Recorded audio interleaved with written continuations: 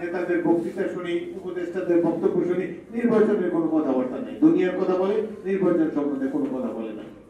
দুই একজন আবার বলে নির্বাচন তো বিএনপি ক্ষমতায় আসবে। এটা কি আমাদের অপরাধ? জনগণ যদি বিএনপি কে ভোট দেয় আমাদের দোষটা কি? বাংলাদেশ ছোট দেশ, কিন্তু দুর্নীতির চ্যাম্পিয়ন, রাষ্ট্র পরিচালনাকারী। তারা এই গ্যাস আহরণের জন্য চেষ্টা করে না, কোনো কূপ খনন করে না। তারা খালি বাইরের থেকে ইম্পোর্ট করবে ইলেকট্রিক। আওয়ামী লীগের এই দুঃশাসনের ফলে প্রতিটি সেক্টর, প্রতিটি প্রতিষ্ঠান ধ্বংস হয়ে গিয়েছে বাংলাদেশে। আমাদের এলাকায় আমি দেখছি এই মাদক একেবারেই ছিল না। এই আওয়ামী লীগ আসছে, এদের নেতারা নিজেরাই মাদক সেবী, সাথে সাথে গ্রামে গঞ্জে সব জায়গায় ছড়িয়ে দিয়েছে এই মাদক ব্যবসা। এইভাবে বিদেশে এখন ধরা পড়তেছে আওয়ামী লীগের সম্পদ। এই দুর্বৃত্তরা চিরতরে নির্মূল হবে কবে? যেদিন বাংলাদেশে একটি গণতান্ত্রিক সরকার প্রতিষ্ঠিত হবে। বাংলাদেশ ছোট দেশ, কিন্তু দুর্নীতির চ্যাম্পিয়ন।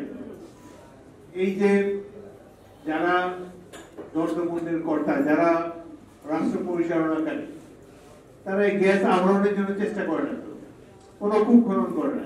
তারা খালি বাইরের থেকে ইম্পোর্ট করবে ইলেকট্রিক। এই যে পয়সার জন্য, টাকা পয়সার জন্য নিজের দেশের সম্পদকে তারা অবহেলা করে মাটির নিচে রেখে অপরিকৃত ভাবে এই দেশের অর্থনীতি গড়ে উঠেছে। এই দেশে আমরা আশা করি আগামী দিনে দেশপ্রেমিক সরকার যদি ক্ষমতায় আসে, জনগণের সমর্থন নিয়ে, তাহলে এই অবস্থাটা চেঞ্জ করতে হবে। গত 17 বছর ছিল আমাদের জন্য এক অন্ধকার যুগ। আওয়ামী লীগের এই দুঃশাসনের ফলে প্রতিটি সেক্টর, প্রতিটি প্রতিষ্ঠান ধ্বংস হয়ে গিয়েছে বাংলাদেশে। এমনকি মানুষজনের অভ্যাস নষ্ট করে দিয়েছে। গোলার রাস্তায় আগে গেলে দুই দিক থেকে লোক সালাম আলাইকুম দিয়ে ছোট ছোট বাচ্চারা এই সালাম দেওয়া পর্যন্ত ভুলে গেছে এই আওয়ামী লীগ। যেখানে আমাদের এলাকায় আমি দেখছি এই মাদক একেবারেই ছিল না। এই আওয়ামী লীগ আসছে, এদের নেতারা নিজেরাই মাদক সেবী, সাথে সাথে গ্রামে গঞ্জে সব জায়গায় ছড়িয়ে দিয়েছে এই মাদক ব্যবসা। কত বড় যে ক্ষতি করেছে এই দেশের এই যুব সমাজকে তারা নষ্ট করে দিয়েছে।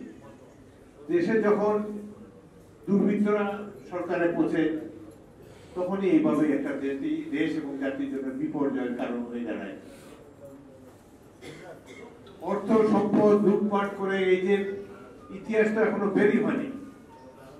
এই গত 17 বছরে যে কিভাবে তারা লুটপাট করেছে, আমাদের চেয়ে বেশি লুটপাট ধরা পড়তেছে বিদেশে।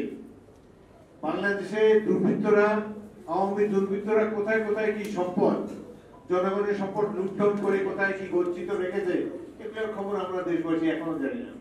আজকে পত্রিকায় দেখবেন যে লন্ডনে ধরা পড়েছে সালমানের রহমানের কত হাজার কোটি টাকার সম্পদ। শেখ রেহানা সেখানে ফ্রি থাকে। এইভাবে বিদেশে এখন ধরা পড়তেছে আওয়ামীদের সম্পদ।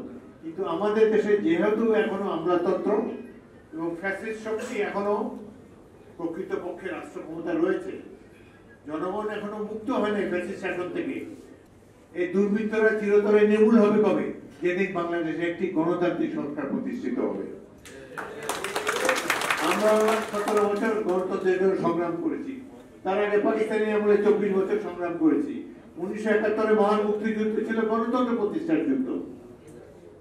কিন্তু দেখা গেল স্বাধীনতার অব্যবহিত পরে রাষ্ট্র ক্ষমতায় এসে আওয়ামী লীগ সেই গণতন্ত্রকে ঝেঁটিয়ে বিদায় করেছে। তারা একদলীয় মার্শাল কায়েম করেছে। গণতন্ত্র আবার সেই সুদূর উপরাহত এক স্বপ্ন হয়ে গেল। অবশেষে এই 17 বছরের এই অচলায়তন ভাঙার পর আবার আমরা নতুন ভাবে স্বাধীনতার সুবাস অনুভব করতে পারছি।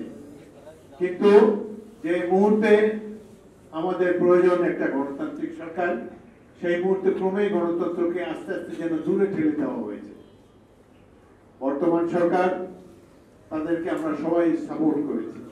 প্রত্যেকটি রাজনৈতিক দল, আওয়ামী লীগ ছাড়া সবাই তাদেরকে আমরা সমর্থন দিয়েছি। কিন্তু তাদের কাছ থেকে তো আমরা গণতন্ত্র চাই। যে 17 বছর জনগণ ভোট দিতে পারে নাই, আমরা সেই ভোটের অধিকার প্রতিষ্ঠার জন্য কত মানুষ জীবন দিল। কিন্তু টেলিভিশন খুলি, নেতাদের বক্তৃতা শুনি, উপদেষ্টাদের বক্তব্য শুনি, নির্বাচনের কোনো কথাবার্তা নেই। দুনিয়ার কথা বলে, নির্বাচন সম্বন্ধে কোনো কথা বলে না।